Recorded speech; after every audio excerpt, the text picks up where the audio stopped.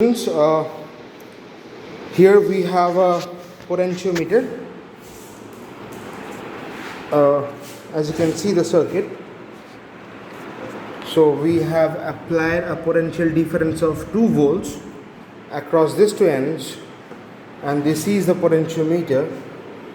You can see here actually 1, 2, 3, 4, 5, 6, 7, 8, 9, 10. Okay, 10 wires.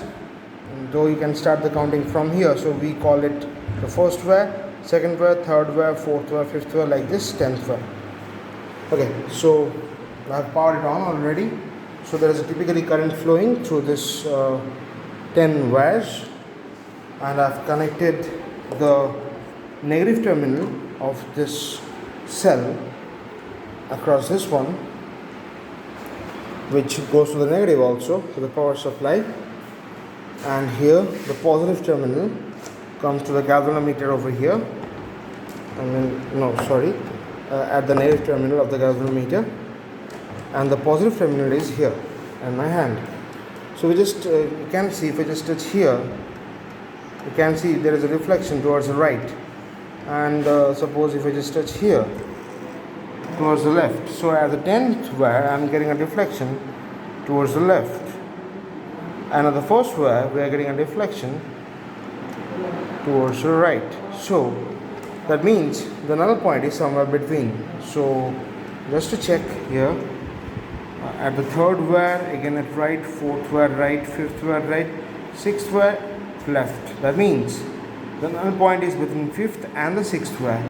So we here again the reflection at right, and see at this wire I am getting a deflection towards the left. So there must be here somewhere.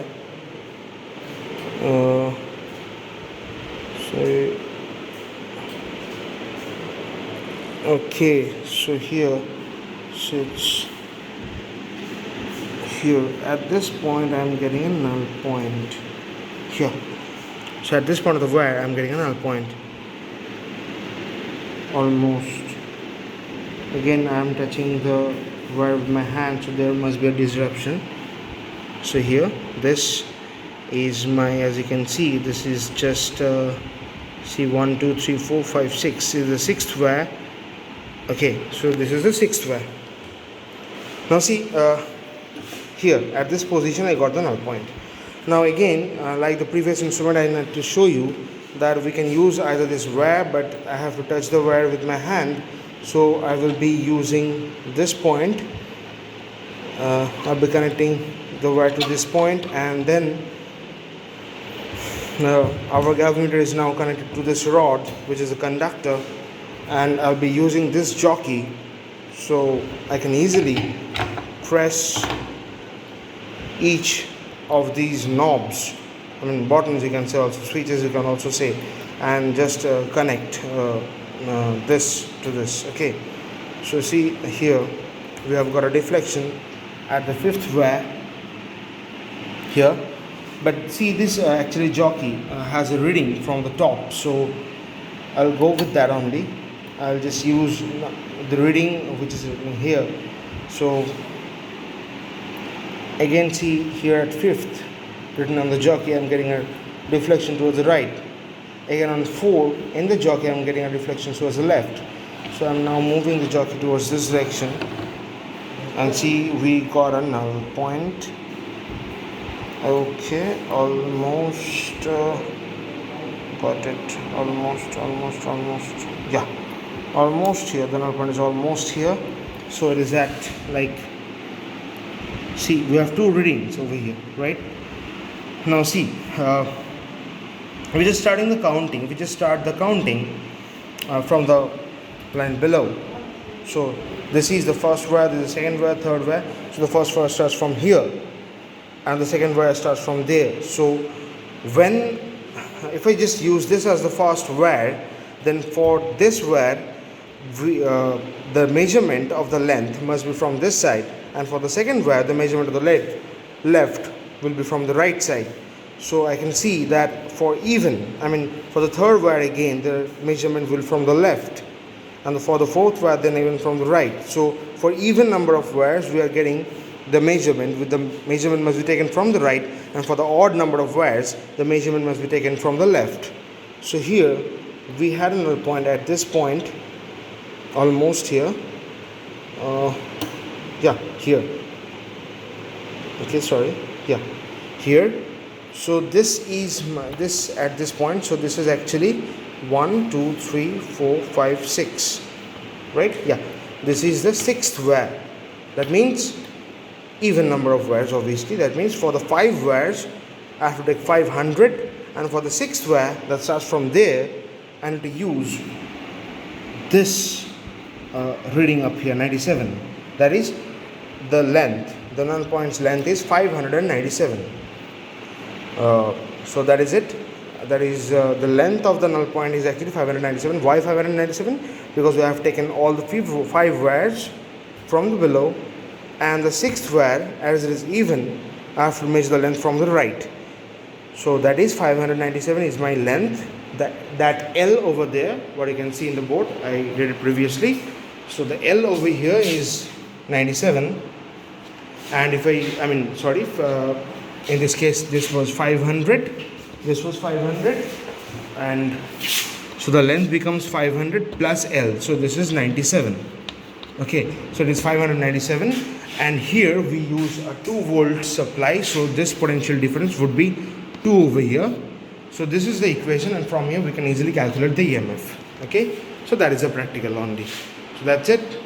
And by this instrument we can measure the EMF of a cell, we can compare the EMFs, and we can do a lot more. We can also measure the internal resistance by changing a circuit a bit.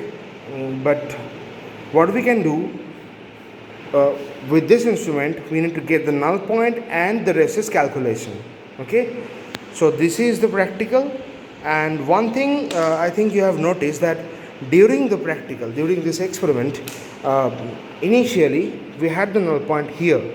Okay, I mean here at this wire, then it shifted to this portion. Why? Because actually I am here using a power supply which is supplying me 2 volts, but it is connected to the AC over here, and so it is actually a battery eliminator. But these type of battery eliminators are not that precise, so might be there is a fluctuation of potential difference in the AC and supply, and this potential also fluctuated all the way, so the null point shifted. So it is doesn't having a constant 2 volts over here.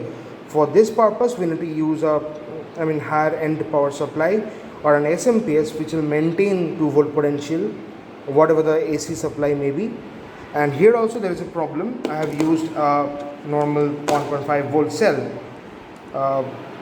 which we don't use during the practical. We actually use Lachlan cell or Daniel cell, but I don't have it right now. We have it, but for the reaction we need some time to complete. That's why I didn't use the Lachlan cell or Daniel cell. I use it for 1.5 volts battery, but our cell. So, but that did the job almost, to make you understand. And the only problem was the fluctuation of the AC, which can be eliminated if you use a regulated power supply or an SMPS on that purpose. Okay, so that is it. And again, here is a precaution. We need to maintain that all the make sure that all the connections are tight enough, and we won't increase this potential difference above 6 or 8 volts, because making the potential higher will cause a huge amount of current to flow from this wire, through this wire, and maybe it can heat up. It will heat up eventually, because the heating effect of current, So to avoid that, we will make sure that the potential difference at this point is lower enough.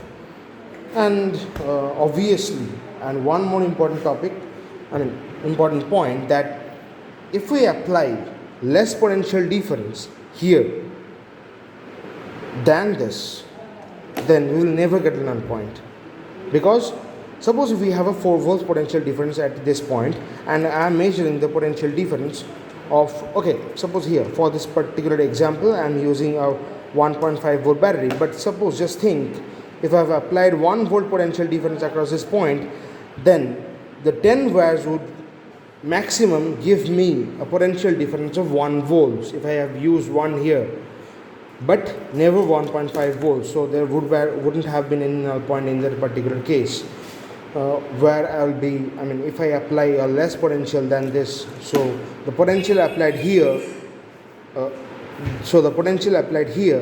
must be higher than the potential of the EMF which I am measuring. Okay, in case if I don't get a null point within this 10 wires, then that means there is a problem related to this. Suppose this is unknown and I'm not getting a null point anywhere on this 10 wires, then there is a problem, means maybe the potential what I'm using is less than what I'm using over here. Okay, so we need to keep in mind that, and that's the rest. And the rest is just connecting all the wires and taking the null point. So this is the practical only, and the rest is calculation. So that's it.